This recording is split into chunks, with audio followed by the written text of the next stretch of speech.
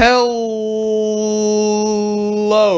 Oh, that's annoying. Man, I don't like that at all. So, Genlock, huh? That's a new show. That's a show Rooster Teeth has been putting out now that we're kind of that's the show they've been focusing on in their animation department right now. A lot of big names are part of it, and I, me being me, have been watching the new episodes. They've been coming out every Saturday. Me and my roommates have gotten really into it.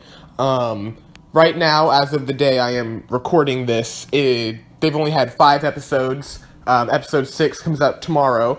Makes me think I should have just waited for that, but, you know. So, this is my review of the first 5 episodes of Genlock, you know, my thoughts on the characters and theories, where I think it's heading, how I think of it as a show, kind of stuff like that, things I think it could do better, things I really like about it, just kind of my thoughts on the first 5 episodes. I don't know how many episodes it's planning on having in its first season, so we'll just have to wait and see right now, but for now, let's just focus on the first 5 episodes of Genlock Season 1. Now, I want to say, again, preface this by saying, give a little background. Genlock is a sci-fi show produced by Rooster Teeth and made by Rooster Teeth. It is made by Gray Haddock, who, I knew him primarily as the voice of Roman in RWBY, as well as, I want to say, he voiced someone else, and I can't put my finger on it. Who else did he voice? Whatever. He's the head of the animation department. That's also where I knew him from. But, you know, oh, that's who he played. He played the head of the animation department in Rooster Teeth. But, so yeah, it's made by him from his own brain, so that's something really cool. Has an all-star cast. A lot of people that's probably primarily the main thing that people have been talking about going into it, at least, is the all-star cast. You know, you got some really hard hitters. Starring Michael B. Jordan, are you kidding me? Eric Killmonger, Creed, Michael B. Jordan, are you kidding? Alright, so they've secured Michael B. Jordan, they got him, and that's that can be kind of expected, if you will. As most people know, Michael B. Jordan is a big anime fan. You know, he's been on Twitter arguments over, like, Naruto and Dragon Ball and stuff, so it's not too surprising that he would sign on for a show, despite this not being really technically an anime. They also got Dakota Fanning, which is interesting. David Tennant, Barty Crouch Jr. He was also like a doctor in something, but I don't know. But he was Barty Crouch Jr. in Goblet of Fire. That was his breakout role. But some pretty big stars. They got that funny guy on YouTube. What was his name? Pro ZD Sunny something, right? Yeah, Pro ZD. Yeah. Pro ZD, yeah, I'm right, it's Pro ZD. They got him, they got Maisie Williams, are you kidding me? They got it all, they got them all, they got everybody for this, they brought in the big guns, so, that's pretty good, you know, you're thinking that since they're bringing in all these all-star casts, you know, putting a lot of money into this, they're really expecting it to be good, expecting it to succeed. Do I think it does that?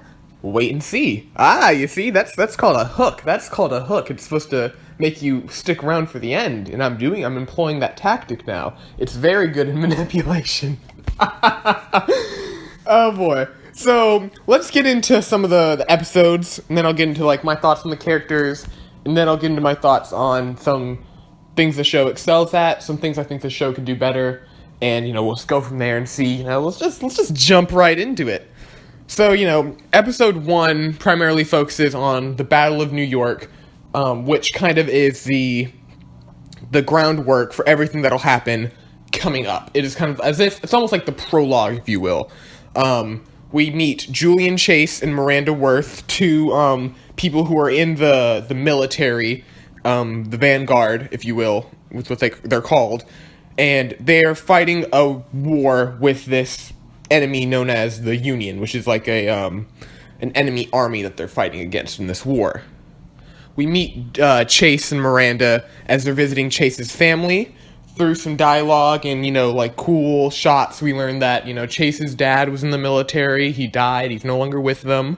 We meet Chase's mom and his sister, Driana, and I want to say Roberta is their names. Pretty cool stuff.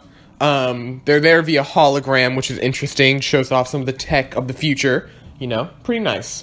Then this kind of like black fog in like is put over New York, and they're called like nanotech. And we see Chase's mom kind of like get the daughter and kind of be like, all right, let's get out of here, kind of thing, or at least that's what's implied and shown to us. Though the mom doesn't really look scared. I'll get back to that later.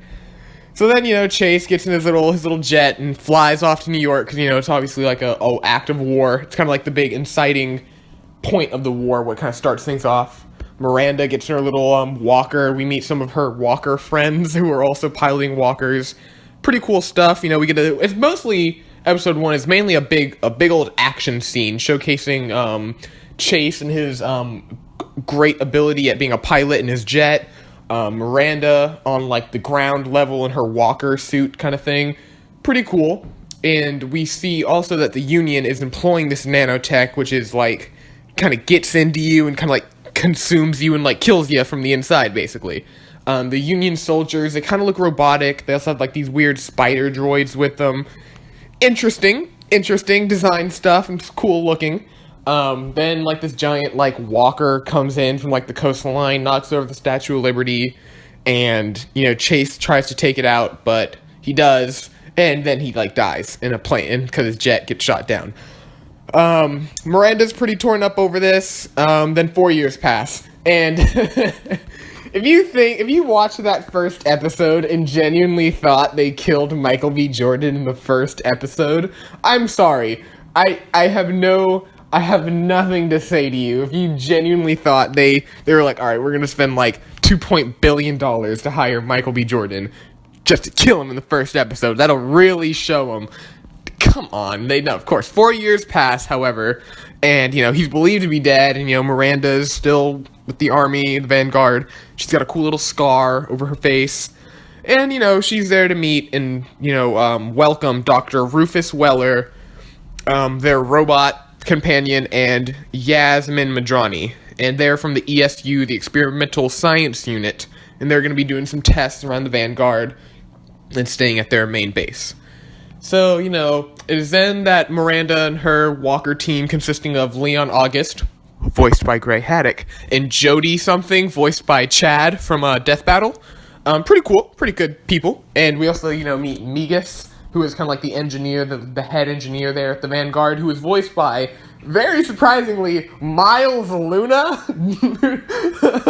David and John Ark. Like, dude, that's pretty cool. I didn't notice at first, and I kind of kicking myself for not noticing, because now that I know, I can't unhear it. It's nice. It's cool. He does good. He does good at selling me, which is what a good voice actor should do. So good job to him. So 4 years pass, and like so Miranda, Leon, and Jody are sent on another mission in their little walker suits, but to pick up some refugees from the Union side. And they're doing it, and it's going pretty terrible. There's an ambush, and the Union shows up, but then, the last minute, these two giant mechs show up. One of them is blue, one of them is yellow. They're like super cool and agile, and they're like impervious to damage, impervious to being hacked from outside influences, and they're just kicking butt. And then one of them has like Chase's catchphrase, like it says Chase's catchphrase, it's like, let the good times roll. That's my catchphrase that Chase uses, and then, they kick butt, and then they return. Miranda, Jody, and Leon return to the base. They're like, what the hell was that? What's up? Colonel, what's going on, Colonel? And so Dr. Weller, voiced by David Tennant, shows up. He's like, all right, guys, I think the cat's out of the bag. Look at this. And then a hologram of, Chase looking just perfect and as fine as ever shows up, and he's like, what's poppin', y'all? And it shows, it's a beautiful shot, all the lights kind of dim, and it just shows Chase and Miranda for a minute before going to black, and that's episode 1. So, as episode 1, as the very first episode, I would say that it kind of doesn't really tell us anything about the overall plot of the show. It doesn't really say, who the Union are, why they're fighting, why this war's happening, what are they fighting for, what is Chasing them fighting for, what is the Union fighting for, why should we care about what they're fighting for. It kind of leaves that stuff out. And, like, I would say that if, like, but I do want to note that they released 1 and 2 back to back, and 2 does a better job at explaining some of the stuff, but it still doesn't explain it fully. So why don't we just jump into episode 2? Episode 2 is a lot more interesting, I'd say. And I do recommend, if you're starting Genlock, if you're not binging it, at least watch episode 1 and 2 back to back. I just recommend that. So episode 2 starts off with, Chase and Dr. Weller. They're kind of like in this whole briefing with everyone from the Vanguard, explaining how Chase is alive, technically, and, what's it all about. So Chase was recovered from his crash because he is one of the very few people in the world compatible with this program called Genlock. That's the name of the show. And, Genlock is like this program where you have to have a specific kind of genetic makeup and in your brain neuron science mumbo jumbo, basically, so you can be compatible with getting your brain sent into these giant mechs.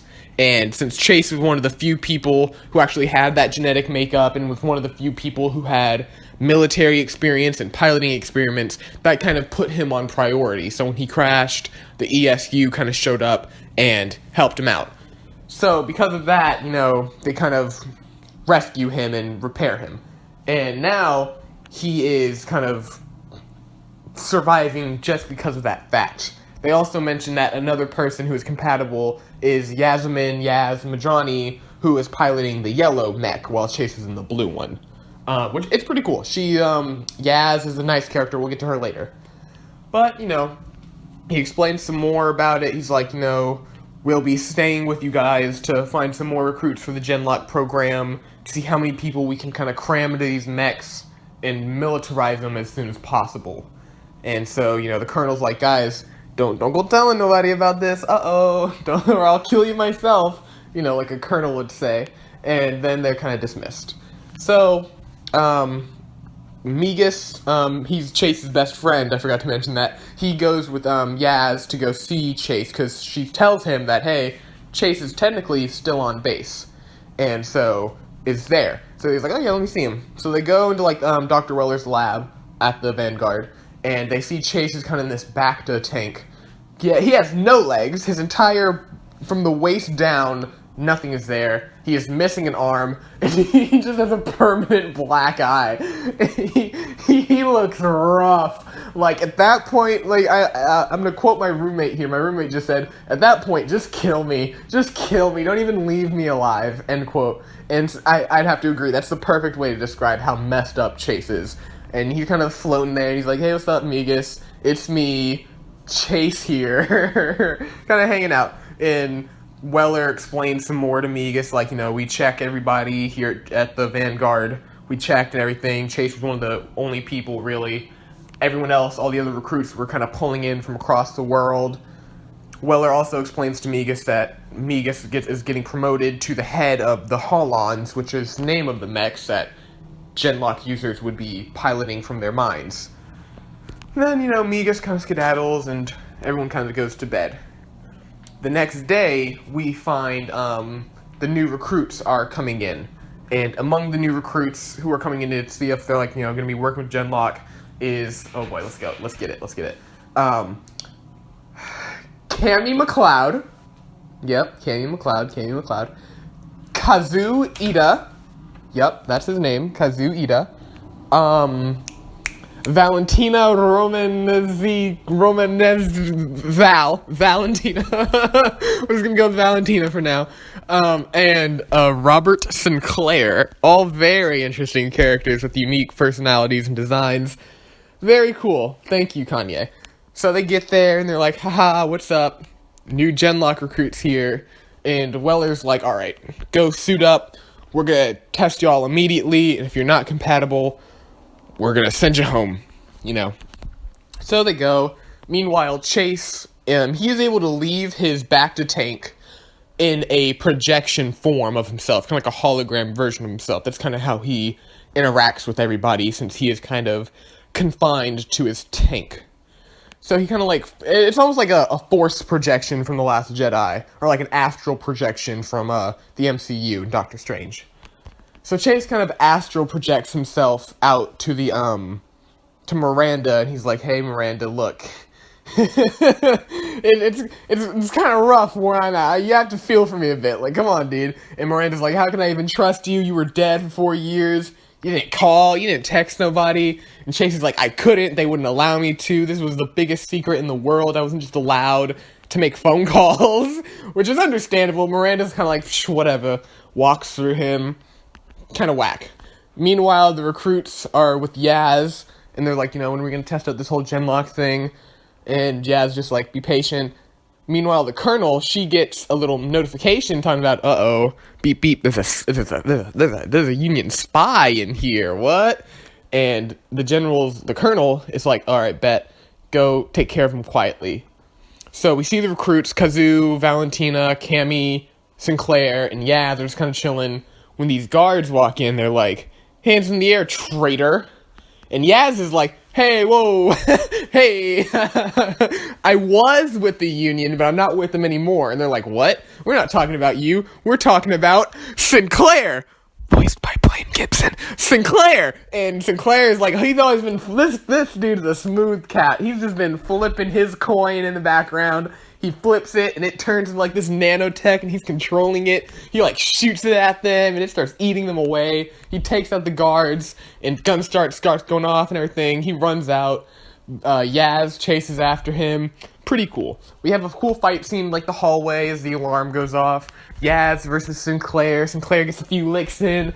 Yaz gets a few hits in. Then Sinclair just fucking decks her, dude. Like, he rocks her world. He punches her so hard, she goes flying and hits a wall. And then he's like, scoopity doopity, you should have stayed with the Union.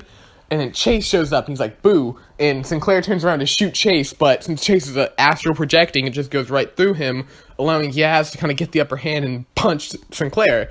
Unfortunately, Dr. Weller walks in, so Sinclair kind of puts a gun to Dr. Weller's head. He's like, no one shoot! And then they get into an elevator.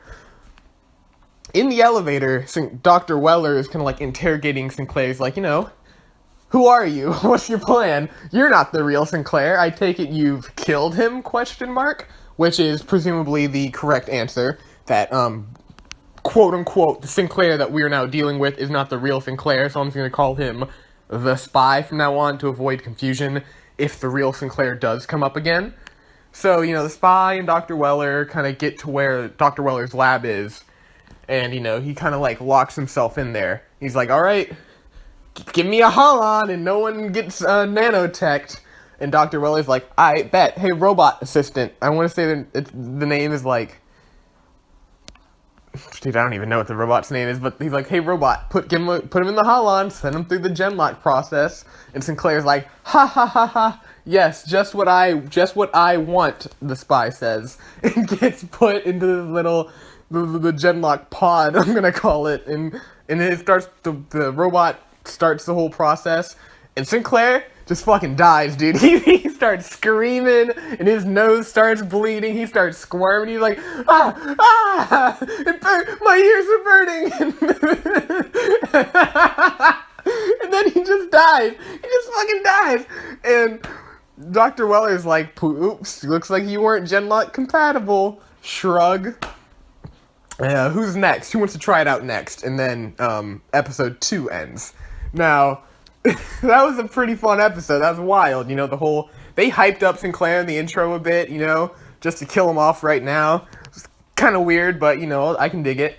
So now we move on to episode 3, which involves Cammy, Kazoo, Valentina, Yaz, and Chase kind of going into their Holons now. The process works for all of them, despite, the Colonel now being a bit more apprehensive and paranoid about the whole thing, seeing how a spy just infiltrated because of it.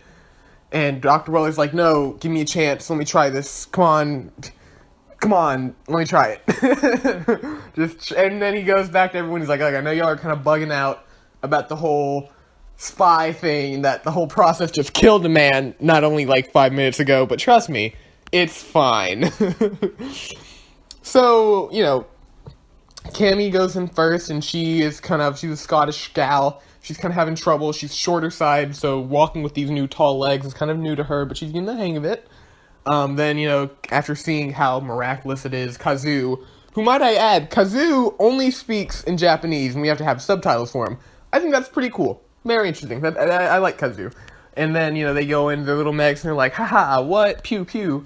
And so then, Miranda, Leon, and Jody come in their little walkers, which, never mind, I'll get to that later. They come in their little walkers, they're like, alright, we're gonna train you guys to use your mechs, your Holons a bit better, and to get used to things, so we're gonna do a little game of capture the flag. And, through this we see that Kazu kind of always rushes in, Valentina always kind of stays back and tries to sneak off to the side, and Cammy just doesn't even know what she's doing. She's only 17, with no military experience from what we know, so, whatever. Kind of sucks to be Cammy right now. But, whatever. So, that's most of episode 3 is just them kind of doing whole training with their Holons. We end on a really positive message from Dr. Weller, talking about how, we may not be able to change the world, but we are able to help where we can, which, I know I said I wouldn't talk about Ruby, but goddamn, Ruby really could have used that speech. You don't have to change the world entirely, you can just help where you can. They could have really used that in Volume 6, but whatever. So, then, the episode kind of ends there. That's episode 3. Episode 4 is where things start to really pop off. We start with a little montage of them training. Cammy is not really good with weapons and guns. She's kind of skittish. Kazu is he's kind of strong. He's kind of swole. He's kind of a big boxer boy. Valentina is more like a sniper, kind of laid back, kind of in the background, chilling, sniping fools. And, we kind of see the progression. We learn that Cammy kind of has a hard time distinguishing friend and foe in the heat of the moment. Kind of interesting stuff that we learned from them. We also see, their bonds building. We see Kazu is a good cook. He starts sharing his food, starts making breakfast for his team. They start, having more bonds, and it's nice to see. Later, after kind of this training montage, we see them go into the Ether, which is kind of like VR chat, but more advanced. You can kind of customize your own avatar, make yourself look however you want. And I think this was a beautiful and cool way to show how these characters are and what they believe and what they think about themselves through this, because by allowing you to present yourself however you want, it gives them it gives you a good look into how they view themselves. So they go to the Ether, and Cammy appears as a furry. It's a joke, but it honestly I wouldn't even care if she's actually a furry. That wouldn't matter. But that's how she presents herself, this little kind of squirrel, rabbit looking thing. Yaz presents herself with a hijab. I'm sorry, I'm so sorry if I'm pronouncing that wrong. I will take full admit, but she's presenting herself with more ethnic attire, which is nice. Kazu is just this edgy punk rebel kind of guy. And then, we get the reveal of Valentina or Val whenever they're using their male pronouns, this kind of thing. They're gender fluid, which is really nice. I'm glad they included that and made it a part of Val's character. It just helps out a lot. Helps out a lot of people feel represented, which is, it's never a bad thing. It's not like you're, what's the word I'm looking for? It's not like they're caving in or oh, they're just selling out. It's what's so bad about people being represented in a show? Why is that such a big deal? It's if you have a black character, it's oh, they're just selling out to the black people. Goddamn. But, so we get Valentina and everything, and presents themselves in a male body, Val, which is Val is what they use when they're going by, he, but currently she seems to be going by Valentina and everything, so that's nice. That's what I'm probably going to keep on referring to her as. And Chase just kind of shows up in a hoodie. Whatever. And then they kind of they throw out some references. They're alright, we can be Ruby characters. It's not my fault this time that I'm talking about Ruby. It was them. They made a Ruby reference. They made a Ruby reference. Not my fault. But, cool beans. Then the Ether starts to crash and what's going on? And for a split second, you see Chase's sister in the Ether looking at Chase before everything kind of crashes and they get pulled out of it. So theory time, potential theory right there, boogity googity. So, yum, fun bits. We see it, and it's nice. What happens next? So yeah, they get pulled out, and they're like, what's happening?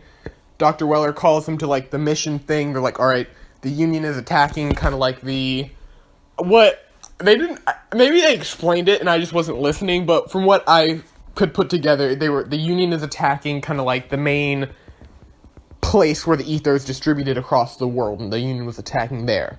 So Team Genlock and, the Vanguard are sent there to kind of put a stop to them, and this is their first mission.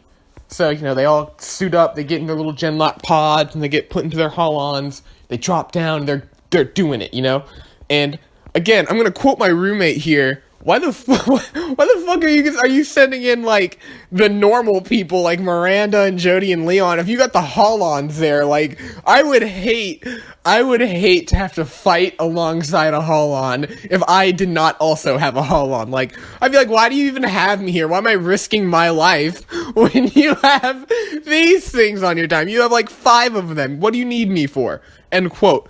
But it's whatever.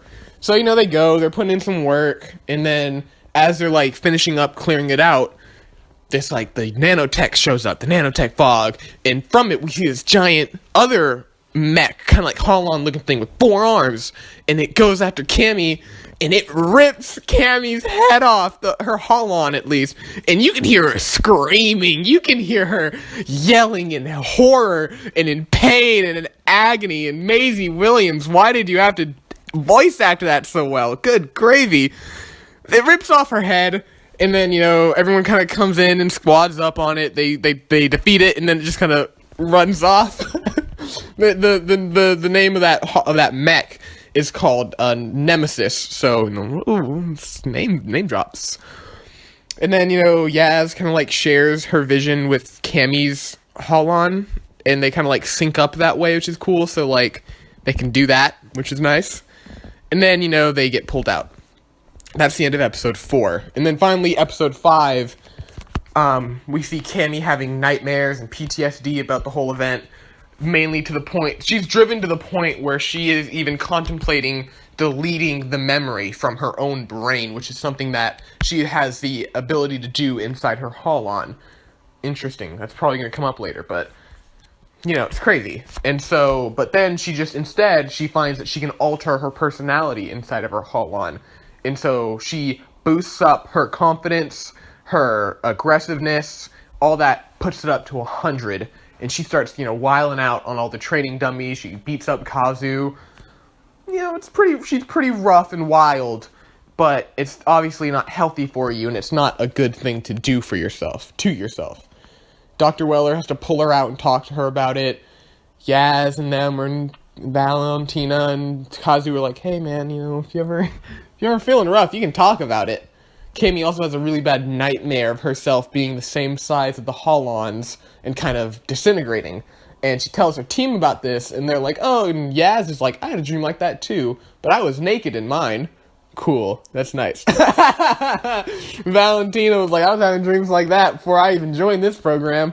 And it's a really funny scene, and, Valentina and Yaz are kind of, doing some quips at each other, some kind of little Nike flirting. I see it. Okay, I see it. And, but Valentina's just a big flirt all around. Like, that girl, man, she, you know what I mean.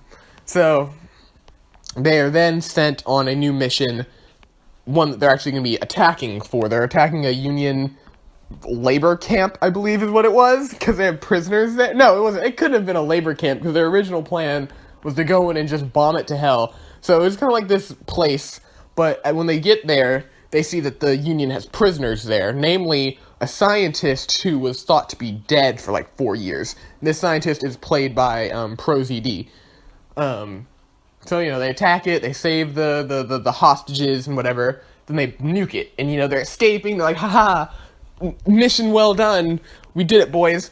And then it's revealed also that, their mechs, their Holons, have been upgraded to suit them better, Valentina's Holon comes equipped with this cool new upgraded sniper rifle, Kazu's come equipped with a sword, katana, Cammy has, better legs suited to her short stature, fucking Chase has wings, on his, and Yaz's has a laser beam.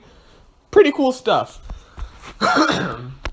But, they're escaping, haha, we did it, boys, good job. But then Nemesis appears again.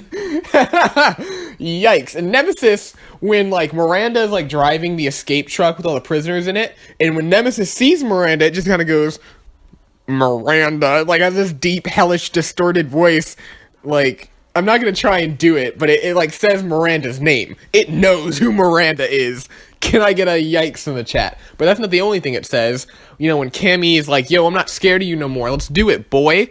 I think it says, you think too loud. You haven't shut up since your birthday. Which I believe is in reference to, the episode 3 second birthday when they first get uploaded into their holons.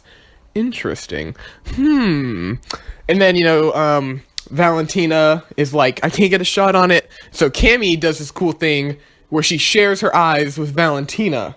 And it's kind of like what Yaz and Cammy did last episode, but because Cammy shares her eyes with Valentina, Valentina is able to get the shot and shoots Nemesis right when Chase and Kazu show up.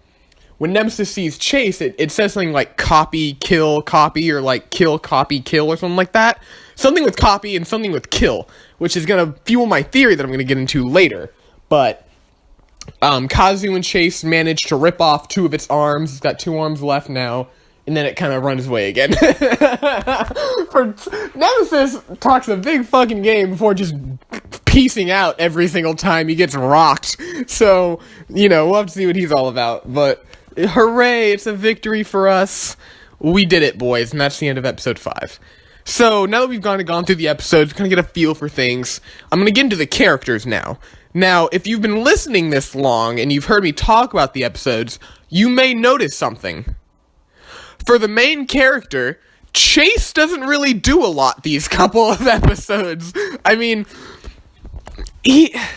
aside from episode 1 and 2, he's not really the main focus. He doesn't really do anything. Hell, I saw someone talking Cammy has more influence and impact on the show at the moment than Chase does, and she's only been 4 episodes, but they focus a lot more on her. I wonder why this is.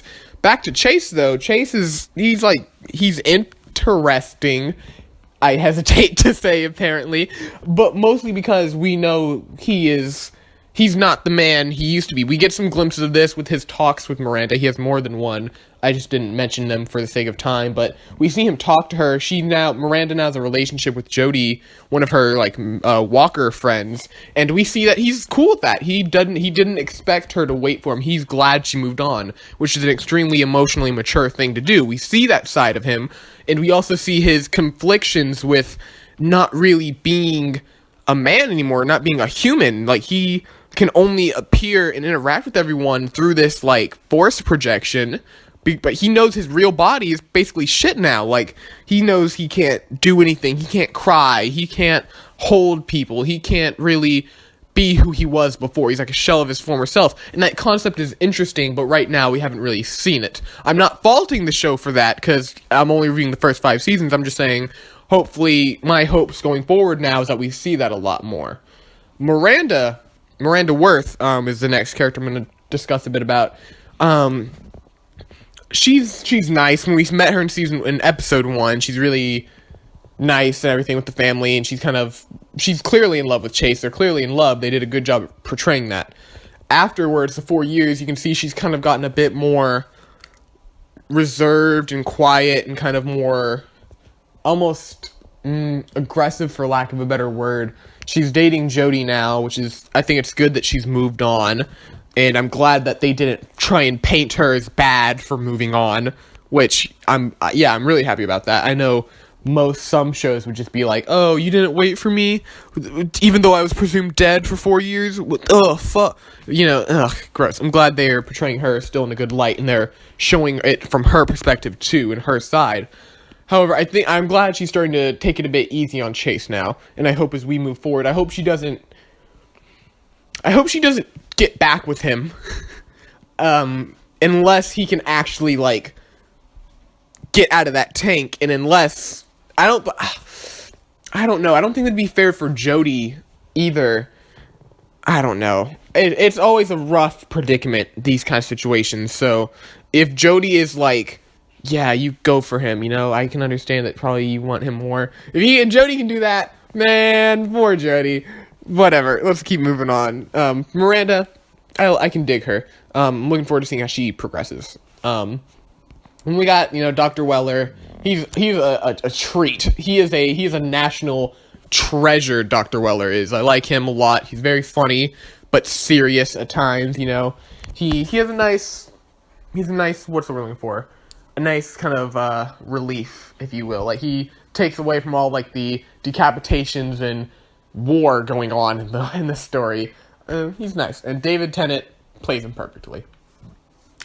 Next we have Yaz Madrani. I really like Yaz. I really like her. When we first were introduced to her in episode 2, I was kind of like, oh, okay, she's gonna be like the hard ass of the team, not really funny, kind of like a Zarya, if you will. But she's really cool. I like her. I like her a lot. She's got this nice sense of humor to her, and she has like this nice kind of interactions with everybody. She has these nice dynamics, and I'm looking forward to seeing more of her as well. I'd say the scene that really stood out was like her scene with Valentina when they were talking about their dreams, and also her scene with, I want to say, in episode 2 when she was just like really showing off how good she can fight against Sinclair. It's nice. And we also know a bit more about her, that she was also formerly with the Union before defecting and joining the good guys. That's always an admirable thing to do, so you can dig it. Next up we have Cammy. Now, I mentioned it before, they're really focusing a lot on Cammy. And I don't know why. Not that it's a bad thing, I don't say that in a negative way, I just genuinely, I wonder why. I'm curious as to why. Like, I'm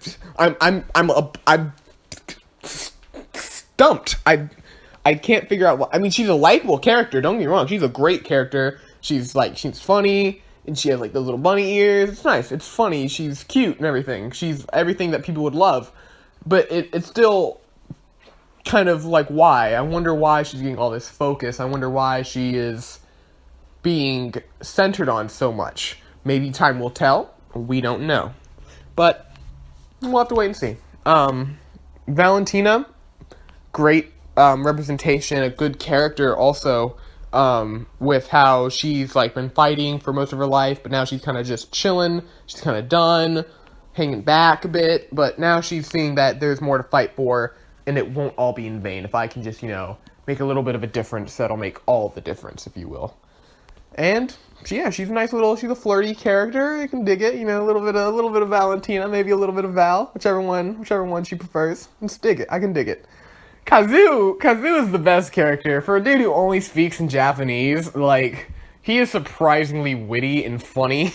He's like this big tough guy, this big tough Japanese dude, but he's also a nice little, he's a fun guy. He's funny, he's jokey, he's witty, and goofy, if you will. It's kind of like All Might in a way. And hopefully we'll get to see more of him, more of his backstory. We know he's a good cook. We know he's kind of stubborn, kind of hard-headed, a bit brash, if you will. Maybe we'll see how that grows and maybe how he changes as a person moving forward.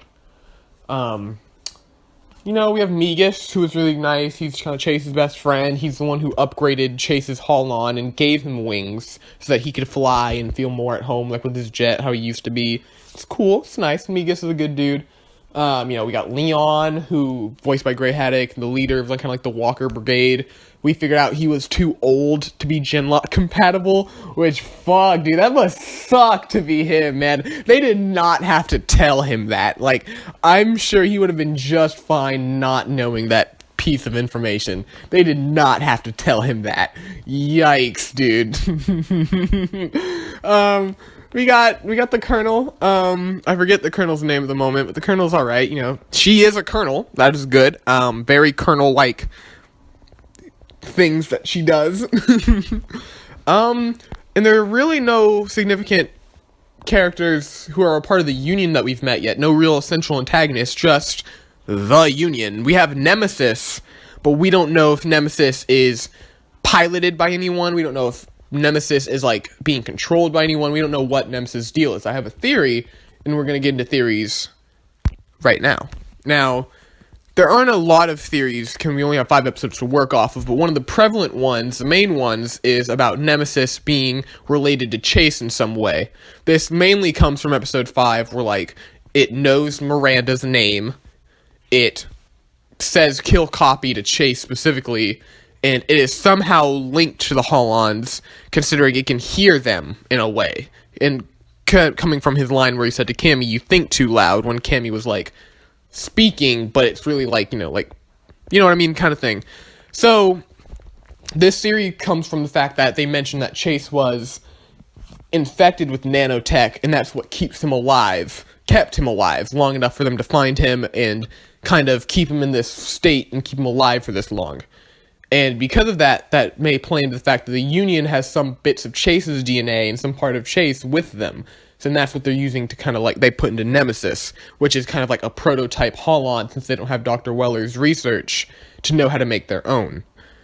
I could definitely see this being very plausible. We also see when Sinclair, the spy at least, the version of Sinclair, when he was kind of like in there in the lab, he saw Chase and he was like, "I know someone who'd love to meet you, who in the Union would love to meet Chase. How do they even know about Chase, you know? You know what I'm saying?" That also plays in my other theory, which in episode 1, when the nanotech was attacking New York, we saw Chase's mom and sister kind of skedaddle. They didn't look too scared. They looked very, very, very relaxed and calm despite the world seemingly ending around them. I think this is because they are also with the Union. Maybe they're not necessarily fighting with the Union, but they definitely align themselves with the Union when it comes to pick your side, you know? I think they think that what the Union is doing is right, whatever that may be. Speaking of, I'm going to move into my kind of praises and critiques. I'm going to start with the good, things I really love about it.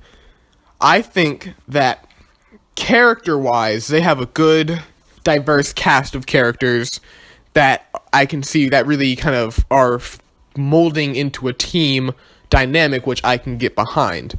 They do seem to care about each other. The writing seems to be good. They seem to care about each other from that standpoint, and it's nice to see that. Also, animation, just beautiful. I think it's another safe bet. They're kind of running on a smoother engine. You can really see the details. But they also mentioned kind of like this blur effect that they're due for sometimes to make it more like dreamlike, and they're always using wide shots and everything.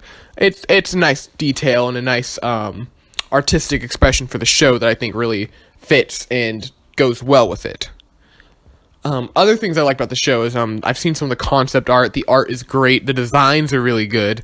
I'd say the only character design I don't like would be like Cammy and Valentina's normal outfits. They kind of look I don't know why I don't like them. They just kind of look weird, I guess I'd say. But at the end of the day, it's not for me to like them. It's just my personal opinion, of course, as most of this quote-unquote review is. You know, the art is still very nice, and I can dig it. I dig the design choices they've made. I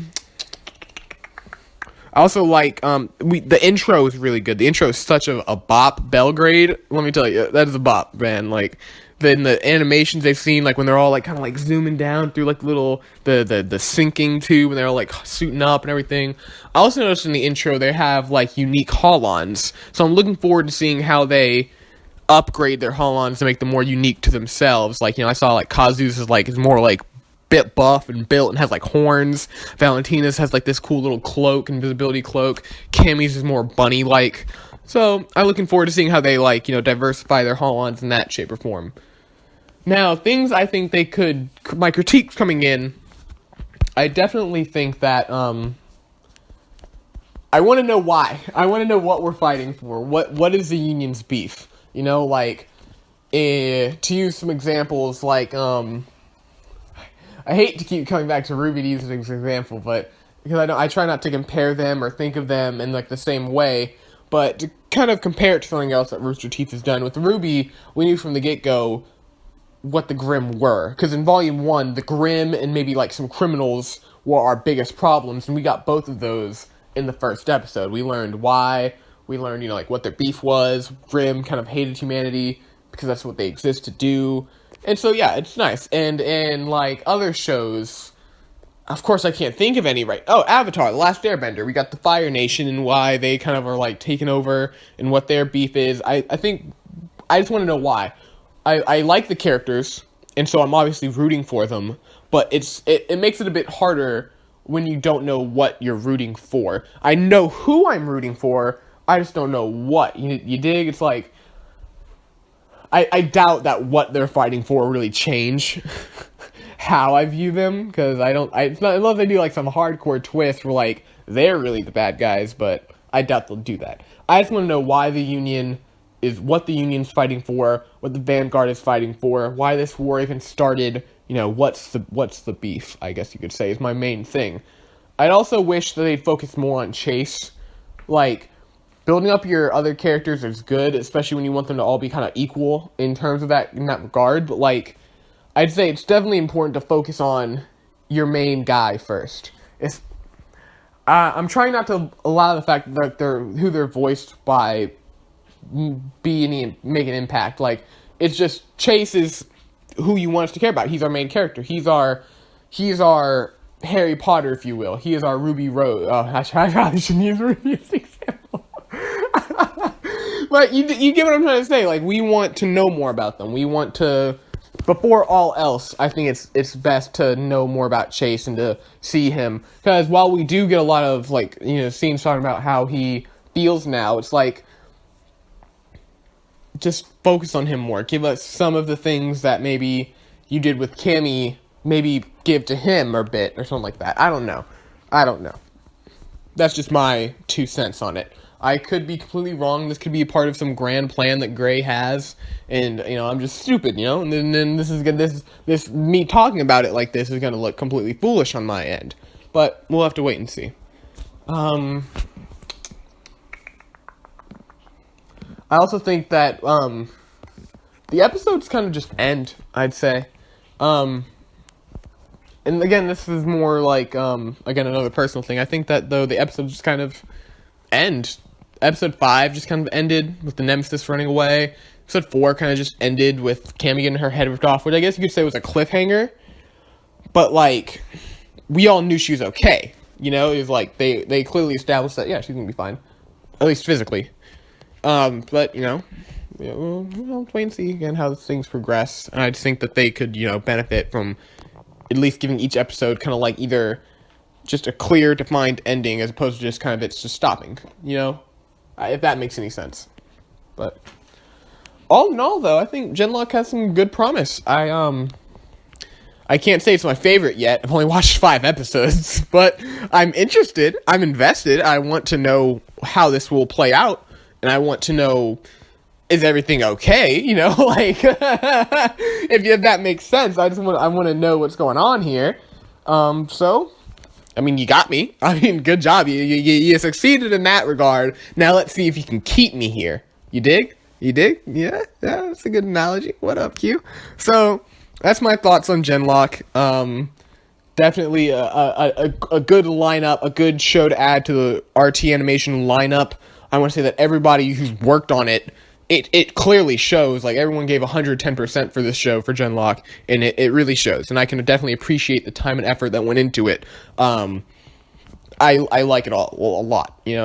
Everything that went into it: writing, animation, art, sound, lighting, all that jazz. It's great that they were able, that RT is like branching out more and more, getting such higher ups like Michael B. Jordan, Dakota Fanning, Maisie Williams, David Tennant. Come on. They even got Miles Luna. Do you know how big you gotta get Miles Luna? Chad? Blaine Gibson? Are you kidding me? Who are these guys? Come on, dude. You got some good people behind this.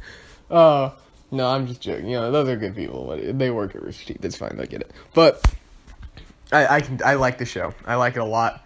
I'm looking forward to tomorrow to see like where we go from here. Hopefully we'll get the mech upgrades pretty soon. Maybe we'll get some cool little memes here and there. But let's just jump right into it. Good job, everyone at Rooster Teeth Animation. You are continuously showing that you are good at what you do.